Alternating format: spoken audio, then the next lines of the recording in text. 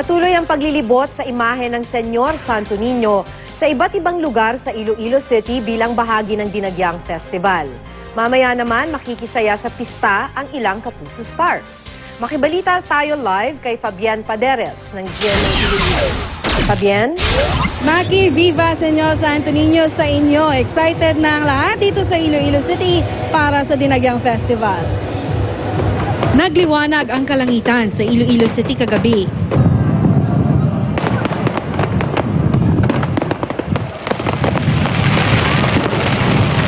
Ito ang pagsisimula ng dalawang gabi ng fireworks display competition sa 4th Dinagyang Paralympics 2014 Luces in the Sky.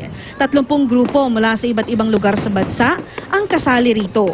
Kagabi, 15 grupo ang nagpamangha sa mga nanonood.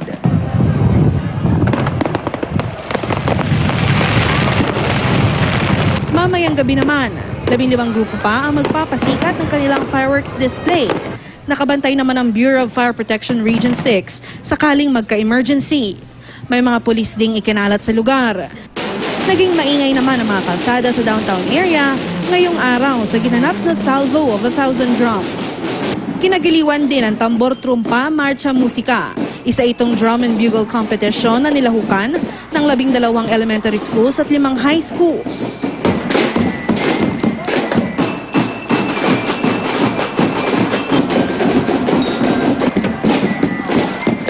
Tiyak namang dadagsain mamaya ang Kapuso Night sa isang mall dito sa syudad.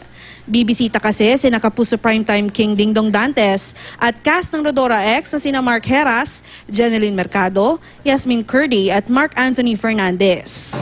Ang imahe naman ng Senyor Santo Niño inilibot na sa ilang paaralan tulad sa University of San Agustin. Ngayong hapon ay isinasagawa ang fluvial procession ni Senyor Santo Niño at matapos ang parada ay ibabalik na ang imahen sa San Jose Parish. Dapat naman abangan ang mga artista na magsisidatingan ng mga Kapuso Stars natin para sa Kasadyahan Festival at Ati Tribe Competition sa darating na linggo. At yan muna ang pinaka-latest mula rito sa Iloilo City. Ako si Fabian Paderes, nagbabalita, Pilipinas.